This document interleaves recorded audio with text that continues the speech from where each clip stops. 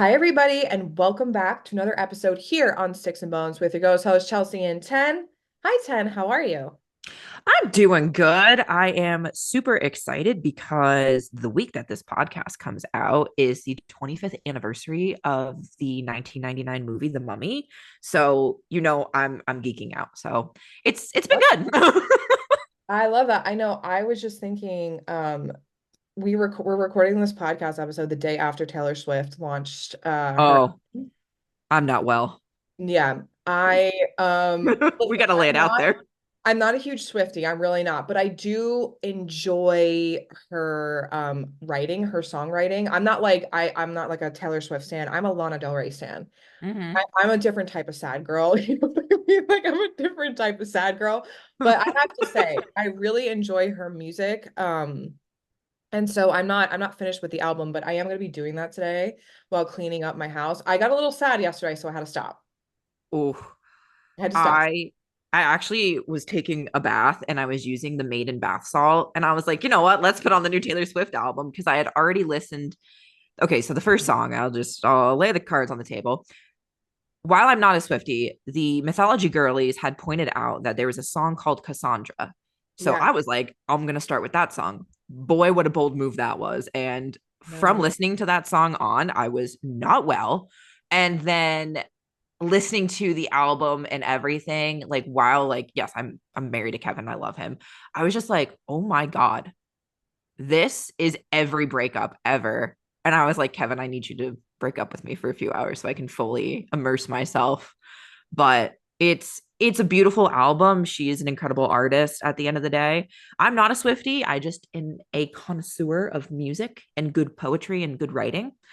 Yeah, But I just wanted to check it out. Also, I'm nosy. I wanted to know oh, what I'm happened in nosy. her last breakup, even though, like I said, I'm not a Swiftie. I was like, why? Why after 6 years does this man just do what he did? But she roasted everyone on that album, and she roasted allegedly Kim Kardashian. Okay, we'll move on after this, but I was like, you know what? Good for her. I'm all about women sticking up for themselves and writing music through, their lens and perspective on how they feel, and I relate to that. So I was very excited for her album. So if you're a Swiftie out there, happy for you guys. Lana Del Rey is coming out with a new album soon. It's gonna be country, and I'm like very excited.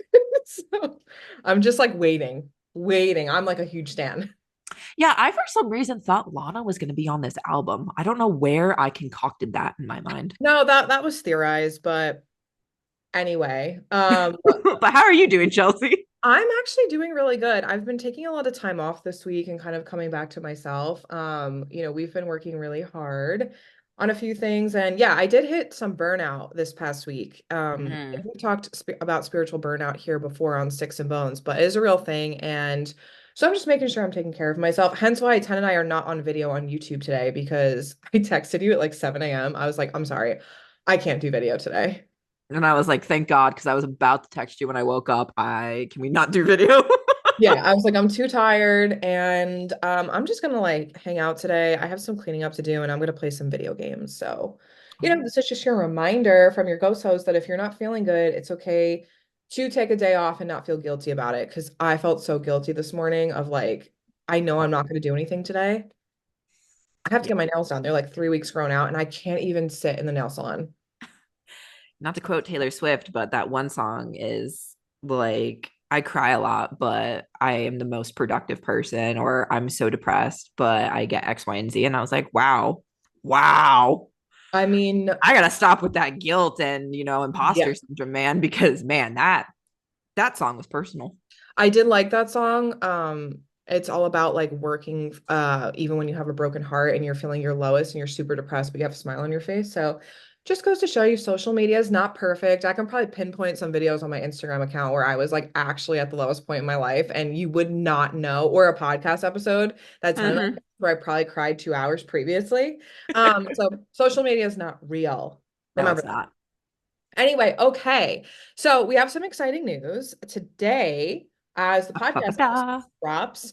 Um, we are talking about Gatekeepers and Tomb Guardians today, which I'm super stoked about because a lot of you loved our original episode on this all the way back in season one. So we're just redoing it, but doing it better. Yes. Much better, more information, historical context, like so much more sticks and bones-esque. But speaking of gatekeepers, we have a King Hades restock happening in our Sticks and Bones temple today at 12 p.m. Eastern time. He's also a gatekeeper himself, monitors entry and exit way into the underworld, if you will. And so we are restocking his 7-day candle and his we have a new Acheron candle that is coming out. That is for the honoring of the chthonic. And if you're just interested in the site or Greek myth, Ten created this beautiful black Acheron candle. It is the complete opposite of the Eleusis candle if you have our mystery box. So Oh yeah, I wanted to play on like feminine and masculine and like different aspects of course, the side of Eleusis being all about like rebirth, life, coming together, community, and then Acheron being almost the complete opposite of based in secrecy. You're going there for a purpose. It has to do with death. Really no life after, but knowledge, sacredity, that's also being held with that candle. So yeah, I'm super excited. It's really pretty. It's there's pictures of it on our Instagram account at Sticks and Bones Temple. And we only made a few because we consecrate them a certain way. So that'll be launching today at 12 p.m. Eastern time. Set your alarms. We also have other things in the store that we restocked as well. The Chthonic worship oil is coming back. I think we have a few of the Divine Feminine archetype candles still available. So get those while you can because we're going to be moving into a new collection pretty soon. New things coming out, and you guys know when we do that, we don't go back to our OG Sticks and Bones collections for a while. So, yes, I'm and so I excited. have some of my readings restocked as well. So if you're interested in some services, that's available too. But anyway, shall we talk about today gatekeepers and tomb guardians? Hmm. And I think like what really inspired this episode is obviously we're two death ghost girls that love to talk about all the weird and the in between. And I actually was at a graveyard recently when I was doing a photo shoot. Picture this. I was doing a photo shoot for the Ghost Whisperer podcast by myself. It was me and my tripod, and I had like traveled into the cemetery. I was so afraid someone was gonna Report you. like, what is this girl doing? I was in this like huge long black dress and I was going for drama, this huge black veil that was like all the way down to the floor. And I just looked like, what is this girl doing in this cemetery?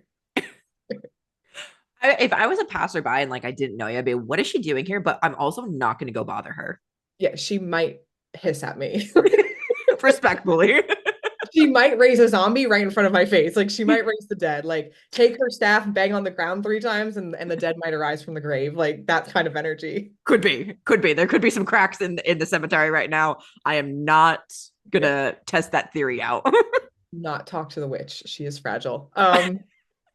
So I'm going to be talking about gatekeepers today from a personal gnosis type of perspective, and Ten's going to be backing a lot of it up with history because as you guys know, I can see and hear spirits. I talk all about that on the Ghost Whisperer. And so I have experiences with gatekeepers, not kind of tomb guardians. We did talk about that a little bit before we went to go film, but Mm-hmm. I'm going to be talking about gatekeepers today because they are real to me.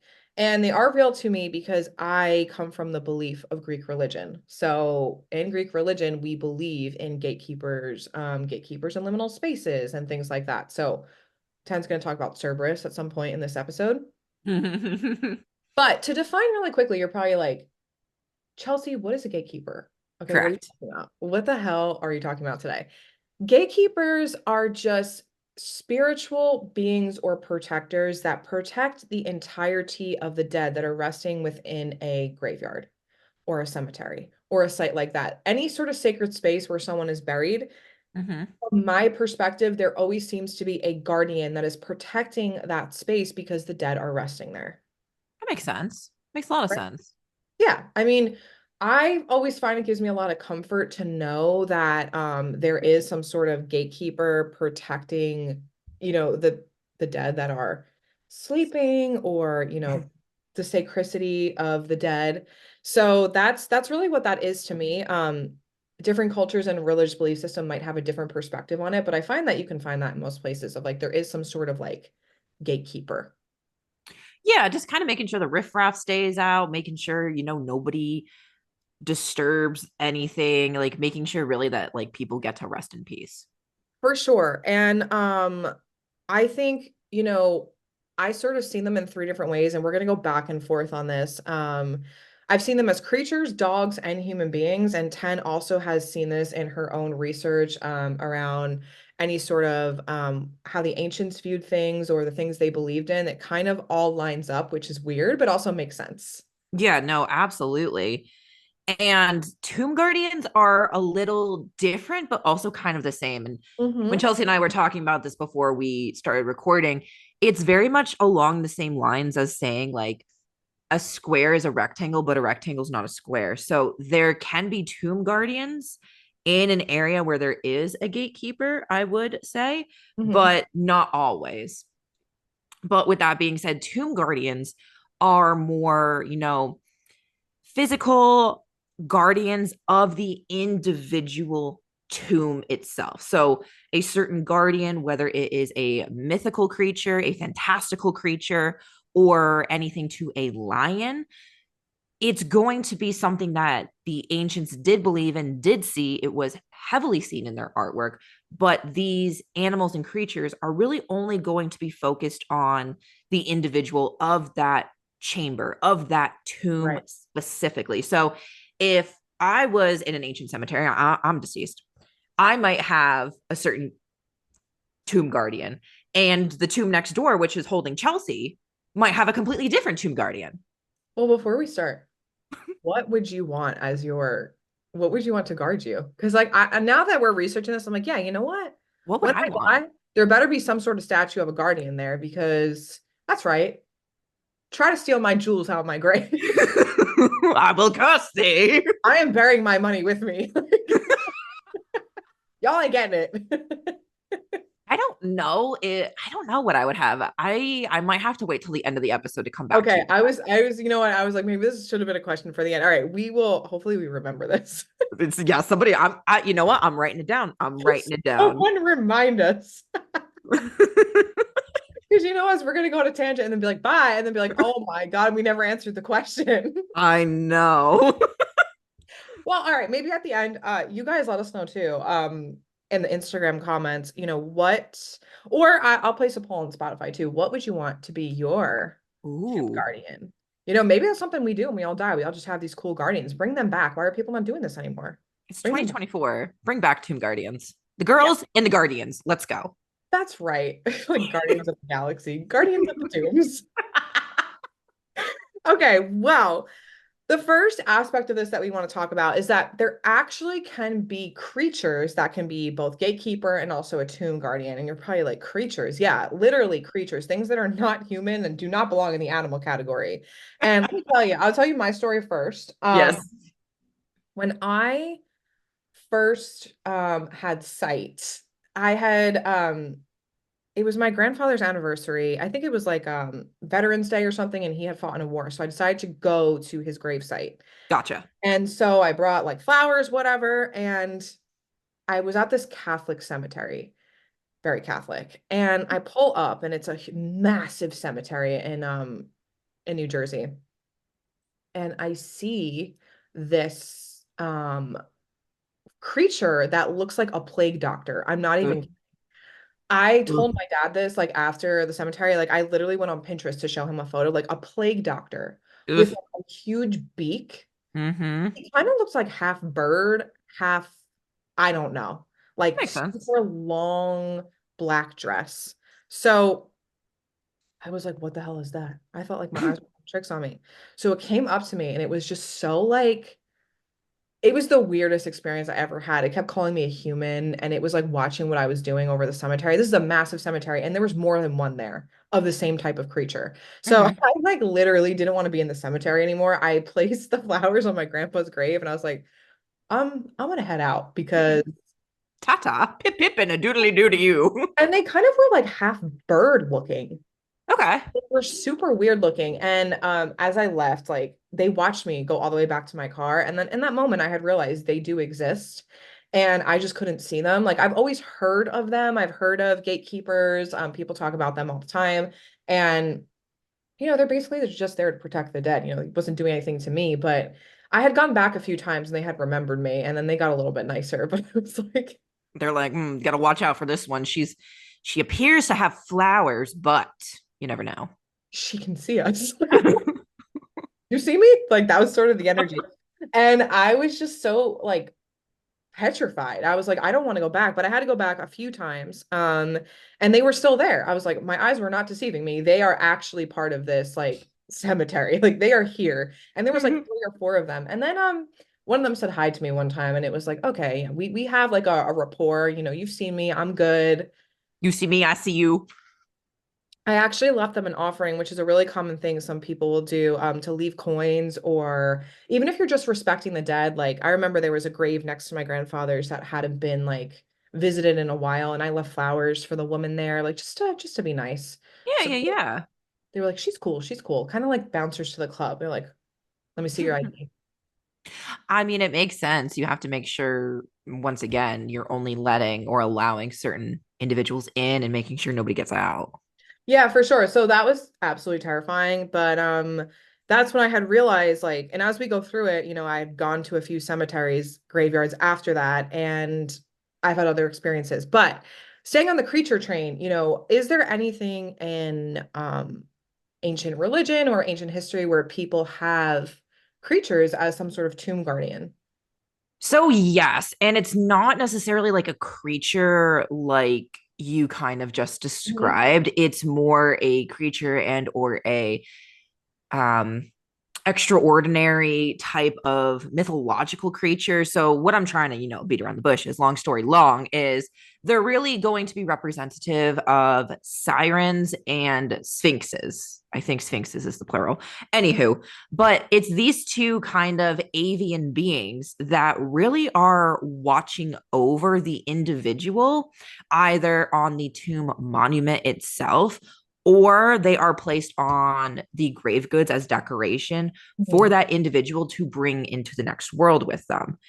So many of you, because we've never covered, which to my utter shock this morning, we've never really talked about sphinxes on here. Like we've talked about like the Sphinx's riddle to Oedipus and all of that kind of fun stuff.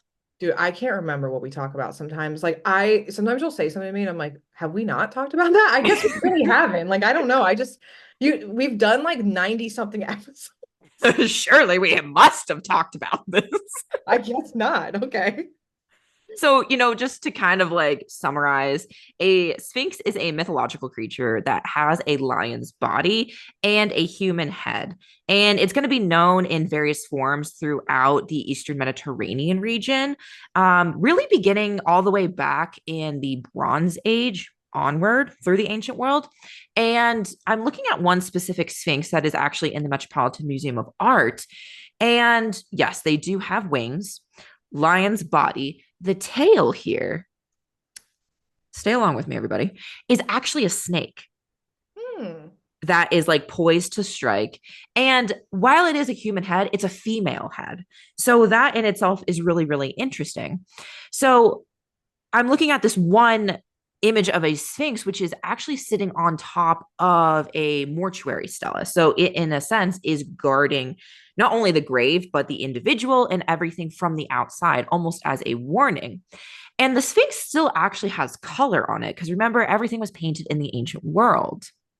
But what's really interesting with sphinxes is while they were known as man eaters in the ancient world, they also function as guardians against anyone who would threaten that specific grave. So, again, very individualized, not as a whole cemetery together.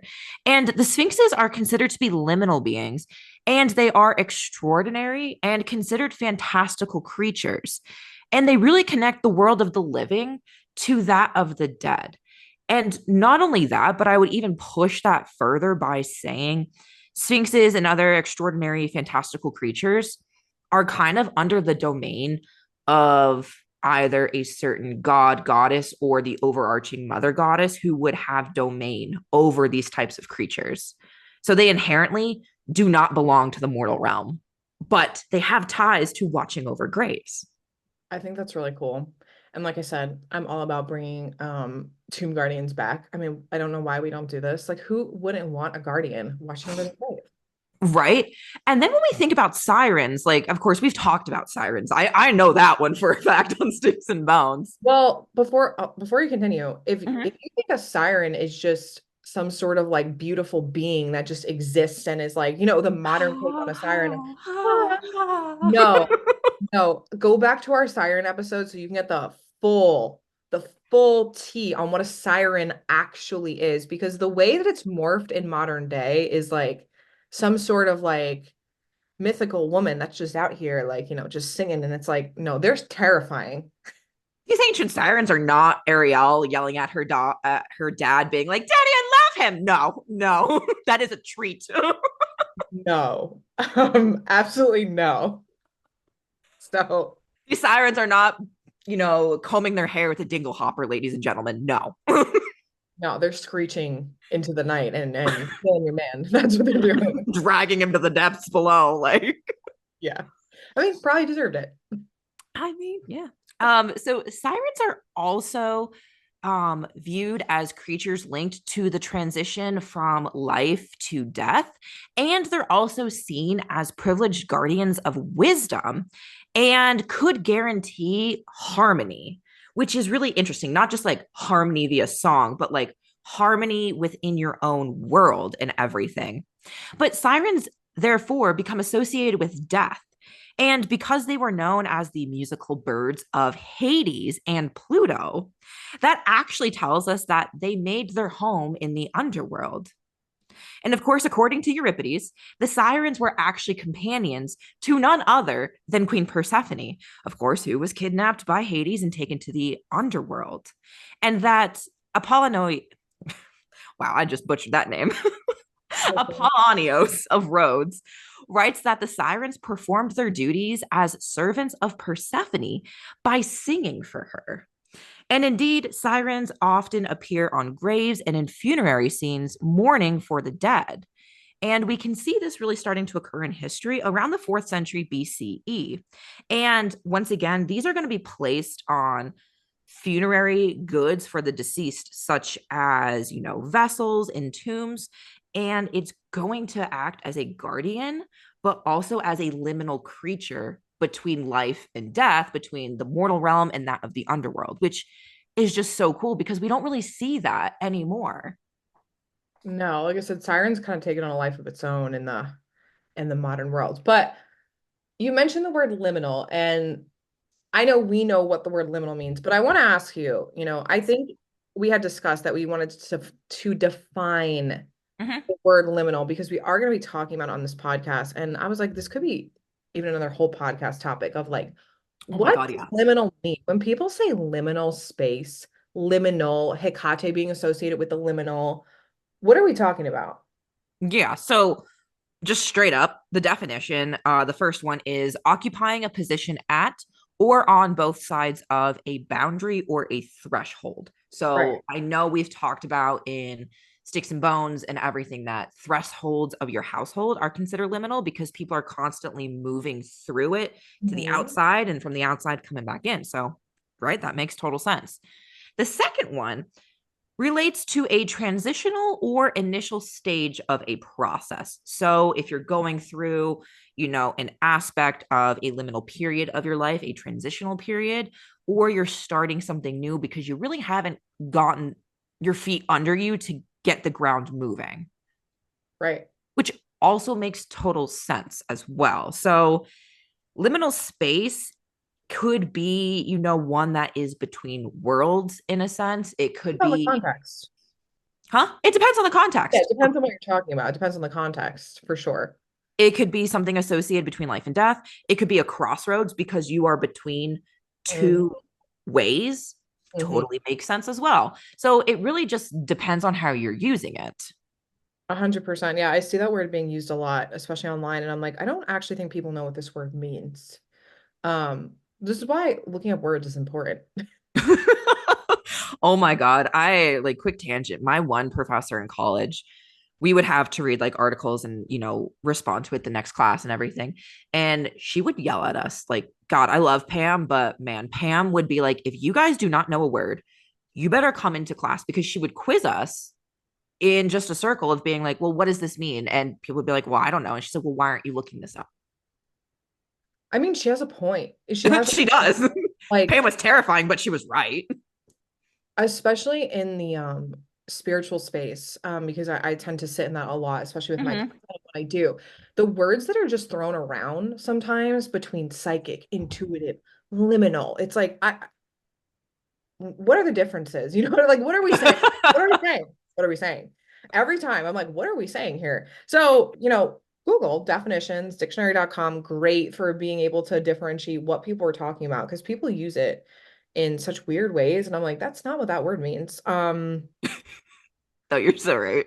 It's like we talked about the word gaslighting the other day. Oh my God. I Yeah. don't We even know totally, what it means anymore because people use it so much. And like I know it's a word that really derived from therapy and I don't want to be on this topic for too long, but like yeah. I was like, you know what? I actually don't even know what the word means anymore. I know. I looked at you and I was like, I can't think of a better word, but like, Is this this the correct way to use it? is it? Like, please, like, check me, Chelsea, but like, is I was it? like, dude, I don't know. Like, you're gonna have to look it up. Could be. I don't know. Anyway, small tangent, but okay, back on track. Yes. So we have Sirens and the Sphinx, and then we also have another category that can fall under gatekeepers and tomb guardians, which are dogs. Dogs, obviously, if you look back to our many episodes on apotropaic imagery, make the most sense Yeah. of why people are using dogs as protection, especially um, when it comes to death. So I actually have experienced dogs as gatekeepers. There is also a modern belief that some people will bury like a dog first in a graveyard or a Hmm. cemetery to become the gatekeeper. There's this belief that the first person or first animal that's buried there has the job of protecting the dead that comes after it. So I like that belief. I think that's really cool of like the first person there is like the one that's like, dare you to come over here. Dare you. That person has been promoted. They have a job now. And I have seen dog guardian spirits specifically over one or two mausoleums that I've encountered where people have actually had dog statues outside of their mausoleum.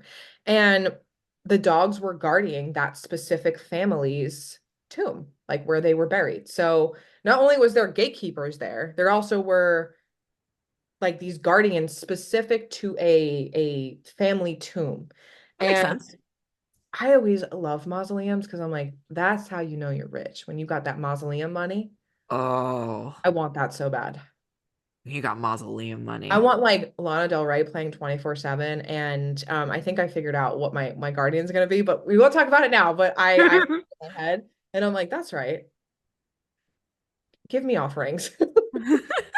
When I die, leave me chicken, Caesar salad, French fries, and a Sprite. Thank you.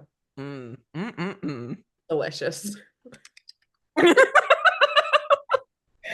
So anyway, do we see dogs in the ancient world? Which is a stupid question if you've been here on six. Pretty No, dumb no, question. no dogs. No dogs associated to Greek mythology ever. Ever. None. Can't name any. Can't think of one. Ancient world, no dogs. Seriously. No, but it makes so much sense because, we have guardians of the household and we've been here, guys. We've talked about this in apotropaic imagery. But it's interesting that dogs, once again, move with us in this life and, of course, in the life beyond. Because, I believe last year it came out that there was a quote unquote tomb of Cerberus found in Naples, or at least right outside of Naples. And no, I do have to say this, Cerberus was not buried there. Everybody, chillax. Why people think that? Yes. People were like, by gods, we found him. No.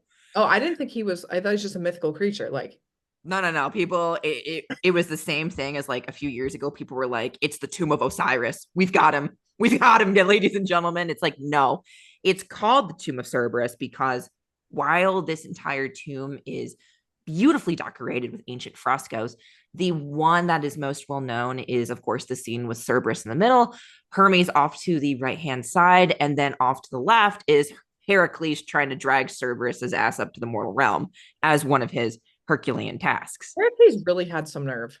He had the audacity, is what he had. Like, why did you think you were better than the gods to do such things? It was one of his labors. He was like, I'm in a pickle. I am in a divine pickle. Ask him how that labor went for him at the end. I mean, he did it. I know he did it, but did he accomplish everything that he had wanted to? No. Nah, it came with, a lot of loss, a lot of death, and some madness sprinkled in. Just, a typical ancient hero. Anyway, so this tomb is named this Tomb of Cerberus because of the beautiful fresco. I will be posting about it on Instagram, but I digress. So Cerberus, in a sense, could be considered a tomb guardian in this individual case because he's painted there to perhaps act as a guardian of the underworld, because that's also how he is viewed in the ancient world, right? You had to get to Hades in the underworld one way, and Cerberus also made sure that nobody was getting out as well. He was, on patrol consistently. What if we're bored in the underworld and I want to leave and take a tour of the realm? I always think about that. I'm like, we get yeeted back. But outside of dogs, what's really interesting is there's also lions or other big cats, but it's not just lions, it's lionesses. So once again, we're seeing more female oriented creatures. So we have a lot of them actually coming out of ancient Greece, and they're considered symbolic guardians. And depictions of big cats frequently decorated tombs to protect those buried inside. Images of lions also stand guard at a gate of the Bronze Age city of Mycenae. Of course, that is termed the Lion's Gate. And perhaps the best known Greek lions, however, protected not a single tomb, but an entire sanctuary on the Aegean island of Delos, one of the most sacred sites in the ancient Greek world. The twin deities, Apollo and Artemis, goddess of the hunt, childbirth, and chastity, and the god with ties to the sun, god of music and prophecy, these twins were said to have been born on Delos, on this Cycladic island. And of course, major cult centers to not only them, but to their mother Leto, who was a titaness, is also found there. But to reach said sanctuary to their mother, a visitor had to cross an area called the Terrace of the Lions, where as many as 16 snarling marble felines were facing east towards a sacred lake where Leto was said to have given birth to her children. And this marked their path. So it's really interesting because we also see lionesses, lions, big cats being heavily associated with other ancient, really prehistoric goddesses.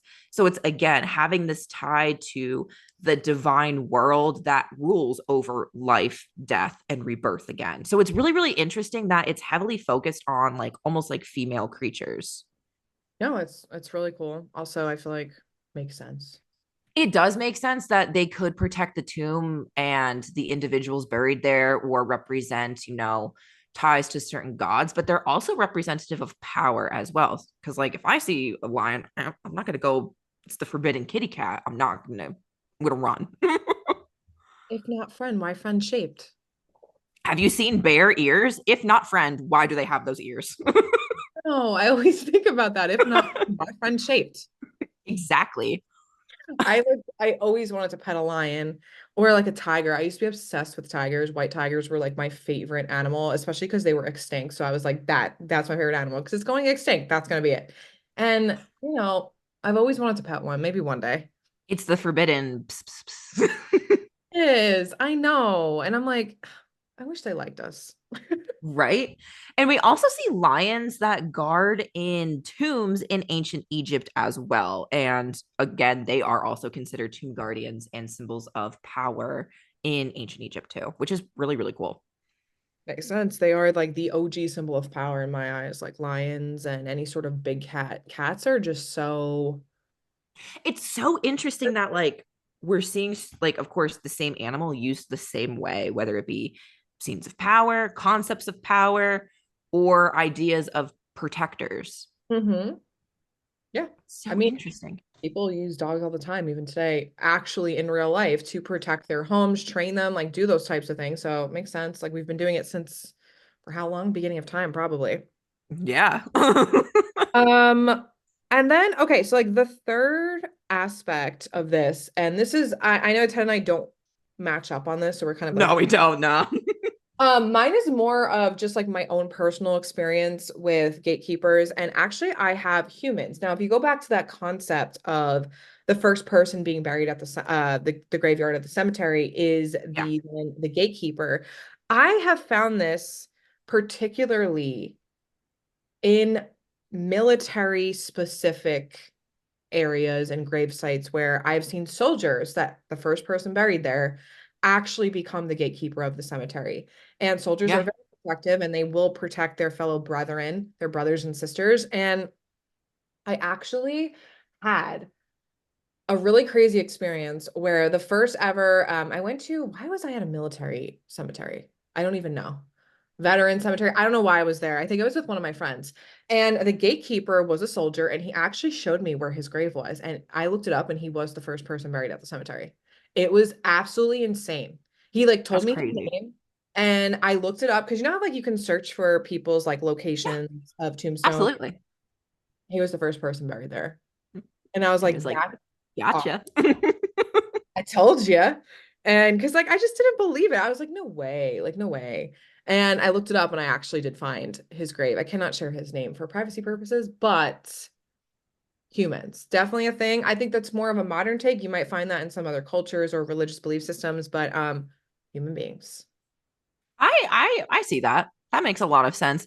Not necessarily like human beings, but I guess aspects that can take on a human form would fit for the ancient world in a sense, where Mhm. you can have tutelary deities or tutelary beings, which are really guardians, patrons, or protectors of a certain place and or area. So, for example, the protector patron deity of Athens is Athena.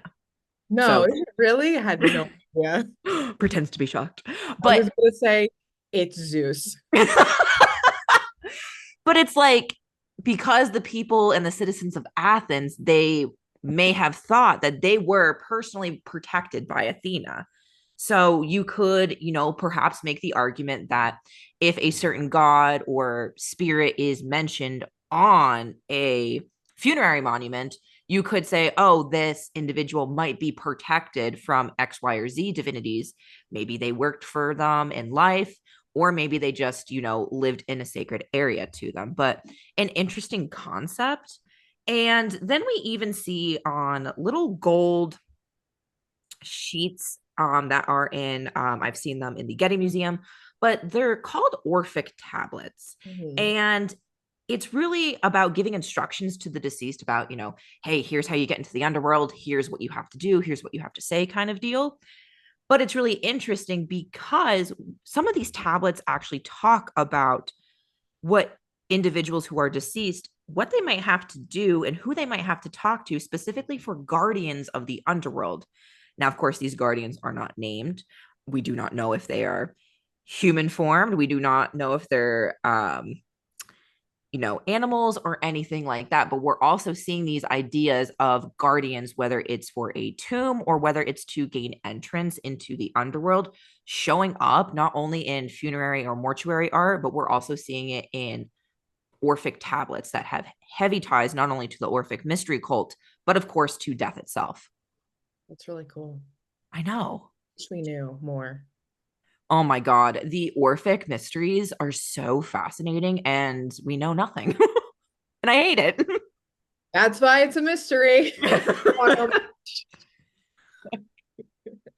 I guess if we were supposed to know, We would know. we would know. Obviously, when I think about like mystery cults and mystery religions, if they wanted people to know, like they would have written it down, or they would have tried to. If they wanted people to know, it wouldn't have been an initiation only secret Yeah, right in community. Like then I then it just wouldn't be a mystery cult. Like I always wondered if they ever thought it would die. You know what I mean? Like if they knew that those sorts of beliefs would not always, I mean, they do last, but it's like the initiations and we're not all going to Eleusis anymore. I wonder if they knew that that was going to happen, would they have preserved more of it or maybe opened it up a little bit more? But who could say? I don't think so. I honestly don't think so. I don't know. Because I think it would have gone against what a mystery cult was for them, that Well, they wanted to have that special access and special relationship with, Persephone and Demeter or Mithras or Isis or Dionysus. And it wasn't for everybody. And I think they kind of liked that they were part of something bigger, but not everybody was. well, isn't that why people like join things, Like Absolutely. we always talk about this, and I think people don't actually believe there are certain sectors of magic and parts of religious belief systems that are not for everybody. Like you can't just go and join it. You have to have some sort of qualification, you have to have some sort of background. Mhm. And I feel like, that's why people maintain the sacricities of their practice because they can't always share everything because it's not for everybody. Yeah. No, that makes total sense. It does. I mean, people have been doing it for a long time. I mean, we always say Catholicism classifies as a mystery cult, but obviously it's very, what's going on. Correct. Like there's nothing secret about it. Yeah. No, it's interesting. I always ask my students, like, do you think Christianity falls under a mystery cult? And I get a lot of mixed answers. I mean, it totally does, but we know, like, I could tell you Exactly. Catholicism, and I'm not gonna like get killed for it. They'll be like, oh yeah, bring him to the church. Let's initiate them next. We've got room. Come join us. Anyway, no, that's super interesting. And okay, before we like go off topic, if we do, did you decide what you want your tomb guardian to be? Yes, I have two. Is that okay? I wonder if we have the same two. Okay. So, one, a siren, because I think that slaps. I think that's hella cool. So cool. I would want that because really like throw people off their game. Like, what's this? Ah, I got cursed. Cool. I want that. I want to be a treat for future archaeologists, is really what I'm saying. And when I was deep diving into this topic, there had been some talks about how Gorgons and Gorgoneons could Mhm. technically be considered tomb guardians and or guardians of the underworld, but that's a whole other story.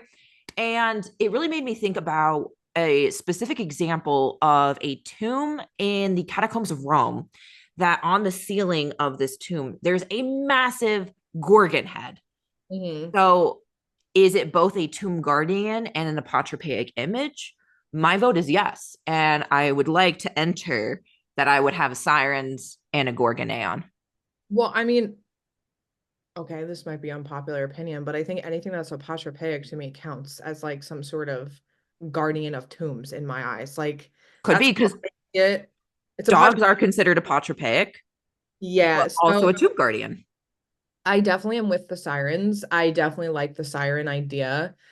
I also really love the concept of dogs. Like I would love to like Mm.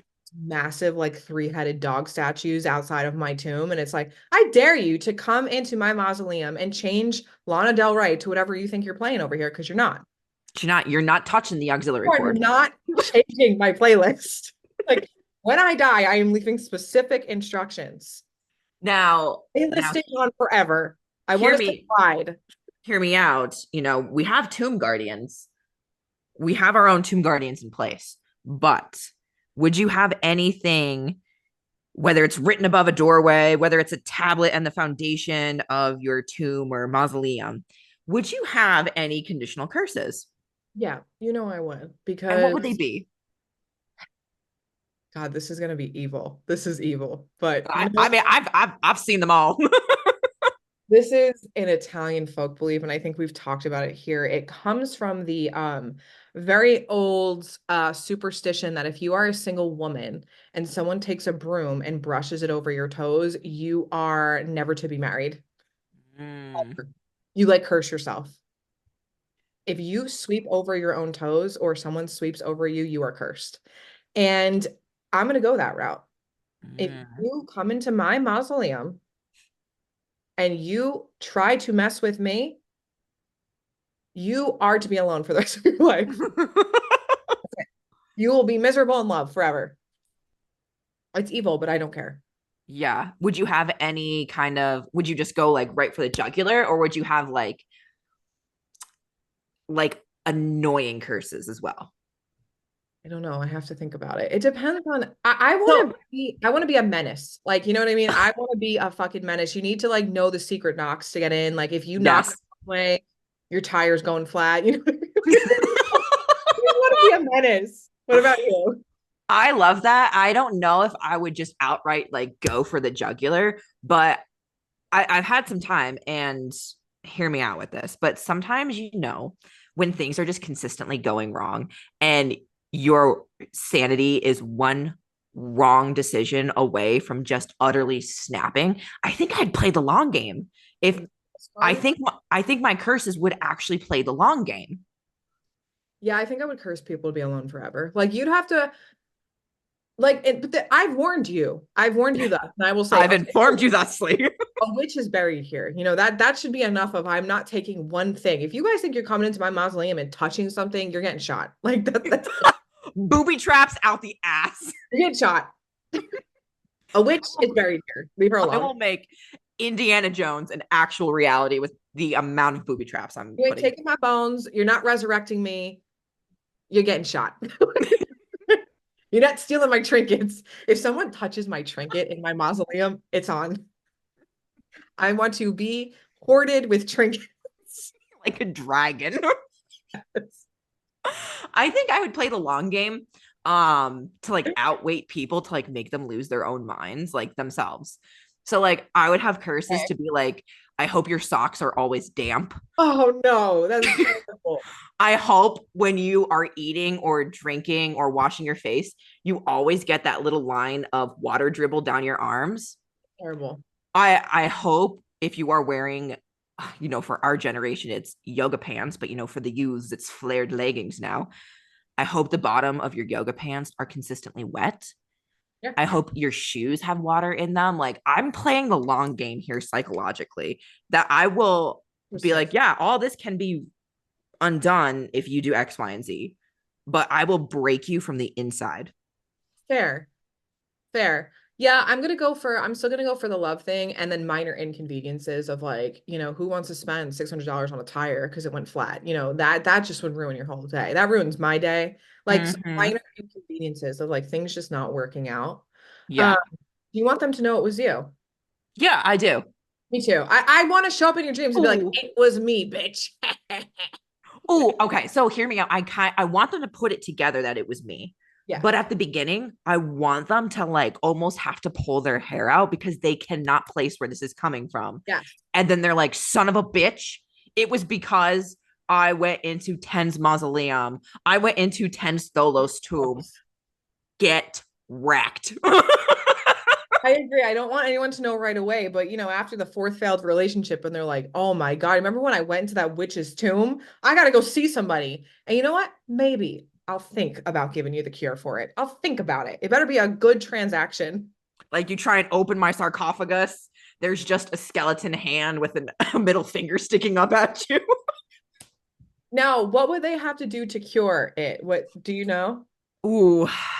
I have something. I have something. Okay, you go first. I'm gonna think. For me, they have to donate a large amount of money to saving cats. I love that. Okay. Because Pluto going to be buried with me, and him and I are both giving you the middle finger of like, now you donate your wallet to the ASPCA. Thank you. No kill. Mm-hmm. And I might force you to adopt a cat and take care of it in my name. And if you don't, the curse comes back. Harsher. And you got to deal with Pluto this time. oh That's my that's that's gonna be it. oh my god, what would I have? I think I would do the same thing with like animals or like the area. Like you have to not only clean my tomb and mausoleum. Now your job, you are the living gatekeeper now. You best be taking care of everybody around you. And Be educating. God help you if you go into Ten's tomb, mess with her, then come into mine because you're getting double whammy with both of these things. I know. You ain't doing it. What are we doing, guys? What are we doing? No, that's so funny. I love that. And like I always wanted, even as a young girl, I used to love looking at the mausoleums. And Oh, this should have been a sign, right? Like something ain't right. Like this young child is standing in front of these mausoleums being like, I'd like to be buried here too, please. Let me in. I'd Um, like to live here. I'd come inside. Um, I think they're so cool. And I mean, they got to be like at least 20 grand, 30 grand, 40 grand, 50 grand. Oh, I'm thinking at least six figures. Yeah, I'm getting one of those. But I I don't there's one in Laurel Hill Cemetery that is Egyptian. Like it's like it looks like a temple, and I'm like, that's what I I want want. candles lit. I want it to be for those of you coming to like, leave an offering, pay your respects because you knew me in life. Great. Come, enjoy, bring food, alcohol. Bring a Maybe coin. I'll become an apparition in the corner and give you a riddle. Like, I don't know. You must answer these riddles straight. Yeah. Like, I would just be a menace. I feel like your sarcophagus should open a little bit and then close slowly, going. Like like it's Snow White, which Yeah, is the Wicked Witch. yes, I couldn't think of her name. Like that. I want to be like some sort of like crone. Like when people really think of a witch, that's how I want to be when I'm dead. I love that. I Yeah. can't decide if I want like an Egyptian looking mausoleum or if I want like a Tholos tomb, which is like they in archaeology they are termed like beehive tombs. But they're beautiful and I kind of want that. Like bring the old ways back. Why not both? Why not both? Or do I want a house tomb like the ancient Minoans? I don't know. Yeah, I fucking want something crazy. I know. Maybe maybe I'll have my skull just like out and about. Like in a box. In a jeweled case. Floating. I think I might. The Minoans in their house tombs. I'm thinking of the site of Moklos. They would keep the skulls of families together, and then they would move the long bones separately, and then they would put the rest of the bones in other places. But maybe we bring back, skulls You and should have remove them. lasers shoot out of your eyes. I'm thinking of an old Scooby Doo episode where it's like just this talking skull. Maybe that's how I'll give riddles. And then if you answer wrong, poison darts are going to shoot out of the wall. Maybe I had a joke shoot to get into you. I need a big boulder ready to drop at any moment. Wait, you have to do that. If you don't do that, I'm not talking to you ever again. I'm ignoring you in the afterlife. Yeah, I'll see you in Hades and act like I don't know you. I'll duck and weave and be like, sorry, I don't know her. All right. Well, this is my living will right now, everybody. So Poison dart. the You have, floor is going to fall apart and crumble, and there's going to be a snake pit underneath. or you should fake people out and have like a jewel just in the middle of it, like perfectly ready to be taken, and then people just get sucked into your like catacomb forever. Wow, we're evil. I know. It's evil.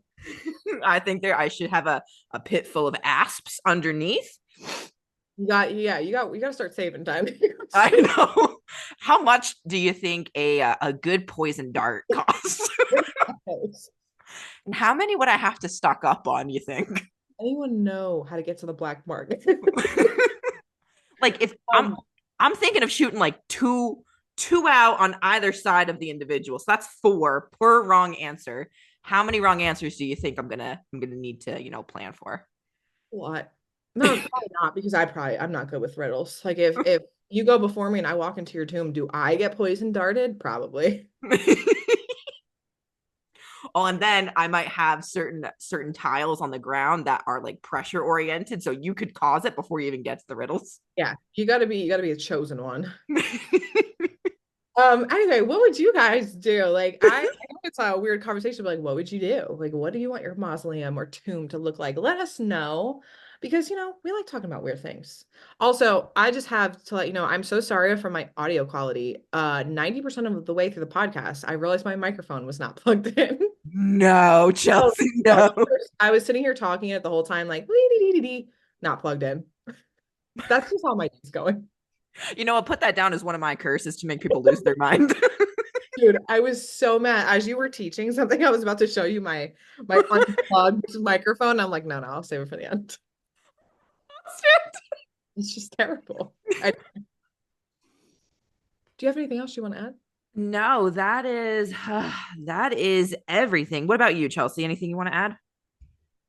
Not really. I mean, I know we were going to talk about potentially like what the Catholic belief is on graveyard cemeteries, do they have gatekeepers? I couldn't find any as far as I saw. I'm sure there's like specific saints. Like I'd probably have like a statue of Archangel Michael or something over my tomb. But Catholics believe in Christians, Catholics believe in something different, that your soul is constantly living. So I don't think they believe in the concept of like, Yeah, you maybe know, one day we'll have to like do like different beliefs of the afterlife and like be like, what's going on?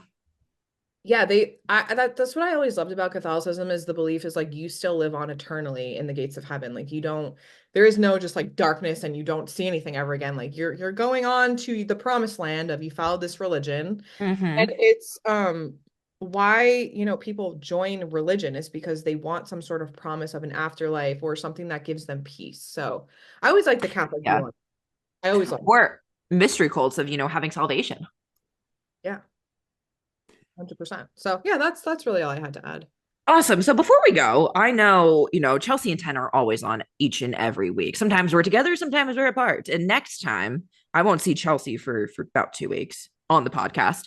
Chelsea, what if you already have it planned out? What can the ghosts and ghouls expect from you on the Ghost Whisper next week? I totally forgot. Um, funny, I'm actually editing the episode today. I am talking about demons on Hey, my yo. episode next week. Really to fill in like the personal experience with demonic encounters, because we did talk about curses and demons here on Sticks and Bones and people invoking them on curse tablets and Mhm. using like big infernal king names. And so I'm giving my own personal experience with dealing with demonic entities and their hierarchies. And I also am doing my Ghost Host Hotline. So I'm sharing two listener stories. Nice. I know, so I'm excited. What about you? What do you have going on that week? Are we lining up somehow or no? We are a little bit. I'm actually talking about tomb curses Ah, specific to ancient Egypt and Mesopotamia. cool. I love that. Yeah, curse somebody in death. I that is for the girls. And the girls that listen to Sticks and Bones know when they go, put a curse on their tomb. Mm-hmm. I know. Period. That's all I'm saying. As an archaeologist, why are there not more tomb curses? Because people are lame. They're lame. Like, do something fun, okay? Do something fun. Like, yeah, you guys. Ugh. One But last anyway, hurrah before you die. Like, come on, funny, hee hee ha ha. Like, hee hee ha ha. Look out for poison darts. yeah. But well, Chelsea and I will be back separately, but also talking about crazy shit once again next week on our respective podcasts of the Dirt Diaries and the Ghost Whisper. So don't forget to like and subscribe to those. If you are watching on YouTube, well, everything's going to be in the same area because we are still under Sticks and Bones there. But for the meantime, tell a friend about this. What would you have for a curse? Where do you want to be buried? Do you want a mausoleum? Do you want a bone box, which is an ossuary? Where do you want to go? And until next time, we will see you guys in a few weeks back on Sticks and Bones. Until next time, bye. Bye.